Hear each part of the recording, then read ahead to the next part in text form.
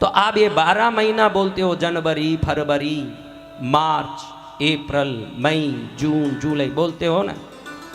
हम क्या बोलते हैं? फाल्गुन। हाँ, अभी आगे क्या आने वाला? होली, फाल्गुनी पूनम का आएगा। हाँ जी। अभी देखो हम बोलते हैं चैत्र महीना। क्या बोलते हैं? चैत्र महीना। आज आपको एक अच्छी बात बताता हूँ। हम चैत्र बोलते हैं, वैशाख बोलते हैं, ज्येष्ठ बोलते हैं। तो ये महीने का नाम हमने कैसे रखा महाराज? बोलो। पूर्णिमा के दिन, उस महीने के पूर्णिमा के दिन, चित्रा नक्षत्र पूर्णिमा के दिन हो तो वो चैत्र महीना। चित्रा से चैत्र हुआ, विशाखा से वैशाख हुआ। विशाखा नक्षत्र पूर्णिमा के दिन लगा हो वो वैशाख महीना। ज्येष्ठा नक्षत्र लगा हो पूर्णिमा के दिन वो ज्येष्ठ महीना। फाल्गुनी नक्षत्र लगा हो वो फाल्गुन महीना। मगा नक्षत्र लगा हो वो माघ महीना। समझ गए ना? हाँ, पुष्य नक्षत्र लगा हो वो पौष महीना। तो ऐसे महीना लगा। ये फाल्गुनी नक्षत्र को विशेष क्यों मानते हैं? वसंत ऋतु यहीं से शुरू हो जाता है। क्या ऋतु? वसंत ऋतु। होली को वसंत ऋतु का प्रारंभ मानते हैं, इसीलिए हम वसंत के स्वागत में विभिन्न रंगों से खेल करके वसंत उत्सव मनाते। पुराने जमाने में होली नहीं कहते, वसंत उत्सव कहते थे, और वसंत का उत्सव भी है। जय जय गुरुदेव। तो महाराज वसंत उत्सव गुरुवरम। हाँ, मेरा नाम ही वसंत ऋतु में होने से मेरे पिताजी ने वसंत कुमार रखा था। फिर संन्यास दीक्षा ली तो गुरुदेव ने भी वसंत विजयी नाम ही रखा, उन्होंने ही वही नाम रखा। बोला कृष्णगिरी शक्ति पीठाधिपति पूज्य डॉक्टर वसंत विजय जी गुरुदेव की जय हो। ऐसे पावन महीने में 12 महीने के आप बोलते हो एक सूर्य है, सूर्य 12 है। कितने हैं? 12 सूर्य है। द्वादश आदित्य कहते हैं। आदित्य यानी सूर्य। 12 सूर्य 12 महीने में राज करते हैं। समझ रहे हो? दिवाकर, मार्तंड, आदित्य आदि 12 सूर्य हैं। 12 सूर्य देखते हैं कि हम सब माँ के बेटे हैं। अभी समझो, इस बच्चे को जो टोपी पहन के बैठा मेरा बच्चा, इसको उसके माँ के पास नहीं जाने दें तो कैसा रहेगा? हाँ, क्या होगा? हाँ? चिल्लाएगा क्या? रोएगा, दुखी होगा? रोएगा, ये खुद हाँ? बोल रहा है बच्चा जी। तो सूर्य सोचते हैं 12 कि हम हैं तो माँ के बच्चे जी, और माँ के दरबार में हमको ही नहीं छोड़ रही है। उसकी जो सेविकाएं हैं हमको छोड़ नहीं रही है, क्योंकि उधर किसी पुरुष को एंट्री नहीं है। जगदम्बिका ने सबको बनाया, लेकिन वहाँ सेवा में स्त्रियां हैं। इसको श्रीनगर कहते हैं।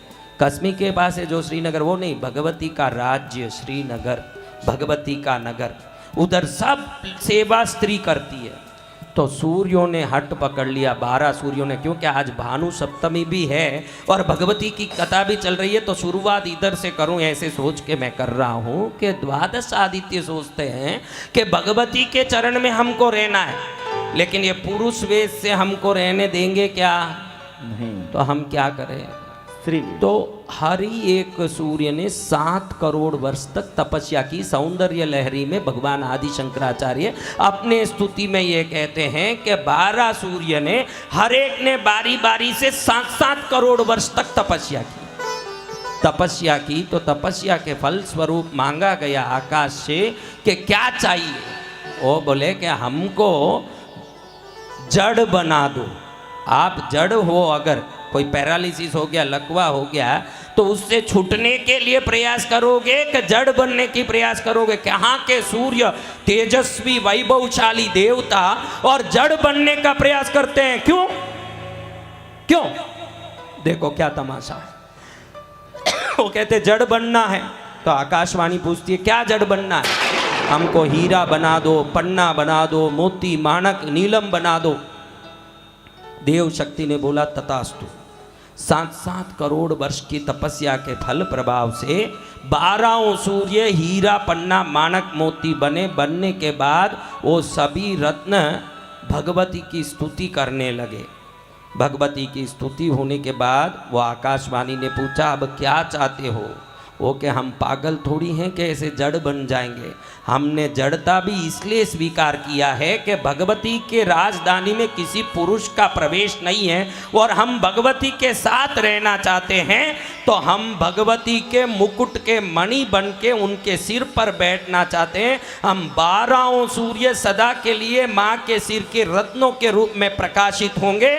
14 लोक में जो प्रकाश होगा वो माँ के मुकुट का प्रकाश होगा।